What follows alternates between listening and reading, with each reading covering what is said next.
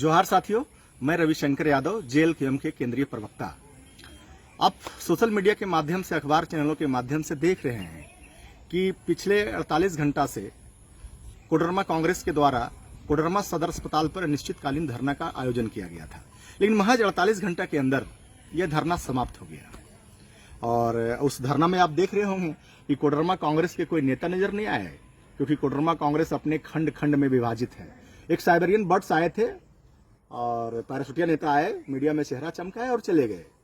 धरना देना डेमोक्रेट सभी पार्टियों का अधिकार है, लेकिन यह महज नौटंकी कांग्रेस पार्टी का यह दर्शाता है कि सरकार आपकी राज्य में है, सूबे में, राज्य में सरकार आपकी महागठबंधन की है और संजोग से कांग्रेस में ही स्वास्थ्य मंत्रालय का कोटा कांग्रेस में ही है, स्वास्थ्य मंत्री इरफान साहब हैं।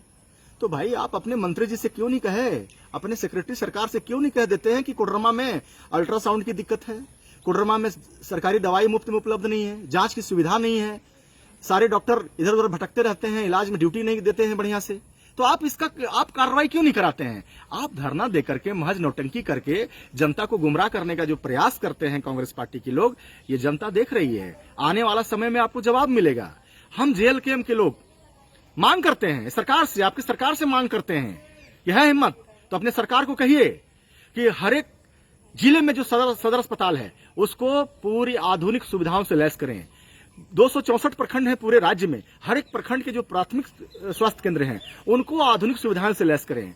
पूरे पंचायत जो है झारखंड प्रदेश में, पंचायत स्तर पर स्वास्थ्य उपकेंद्र हैं, उनको पहले आप दुरुस्त करें, तब आप रीन पास 2 के लिए आप जो कहते हैं ना कि पूरा डंका पीट रहे हैं कि हम बेहतर से बेहतर करेंगे।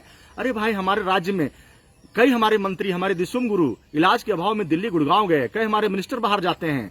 आप लोग को लज्जा नहीं आती है कि हमारे राज्य में स्वास्थ्य सुविधा कितना लचर में है? आपका स्वास्थ्य सुविधा पूरी तरह से आईसीयू पे चल रहा है। माननीय मंत्री जी, माननीय मुख्यमंत्री जी, ये समझने की आवश्यकता है।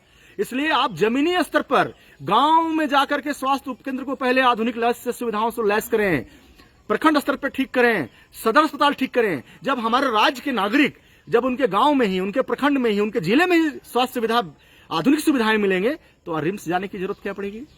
दूसरे प्रदेश जाने की क्या जरूरत पड़ेगी?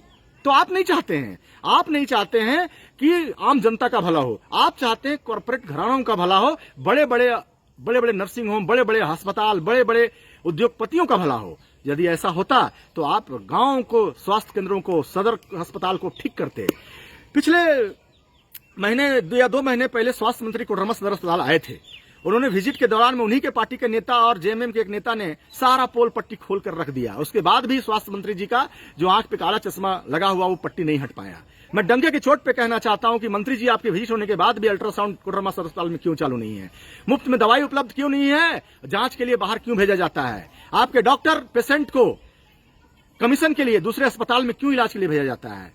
आपके नेता, आपके कार्यकर्ता तो जवाब नहीं दे पाएंगे, क्योंकि वो हताश और निराश हैं। आप उनकी सुनते नहीं हैं। यदि आपकी सरकार, आप मंत्री जी, आपके सेक्रेटरी, आपकी राज्य में अधिकारी बेलगाम हो गए हैं, यदि वो सुनते तो आपके कार्यकर्ता धरना पे बैठते नहीं। और धरना पे बैठते हैं, क्या करें? बेचारे के पास तो कोई सुनने वाला नहीं, कोई देखने वाला नहीं है, वो हताश और निराश है। इसलिए हम मांग करना चाहते हैं, जेएलकेएम मांग करना चाहती है कि आप पूरे राज्य में स्वास्थ्य सुविधाओं को ठीक करें, नहीं तो जेएलकेएम आपको जो सदन से लेकर सड़क तक आईना दिखाने का काम कर रही है, आने वाला समय भी ये आईना आपको हम लोग दिखाएंगे। और सोशल मीडिया के माध्यम से हम कहना चाहते हैं, अपने कोडरमा के जिला प्रशासन से, उपायुक्त महोदय से विनती करना चाहते हैं कि साहब, हमारा कोडरमा सदर अस्पताल को आप बेहतरीन तरीके से चलाएं, नहीं तो आने वाला समय में हम लोग पर ही नजर भी बनाकर रखे हुए हैं। जरूरत पड़ेगी तो हम लोग आपसे बात करेंगे और जरूरत पड़ेगी तो आंदोलन भी करेंगे। जय झारखंड, जोहार झारखंड।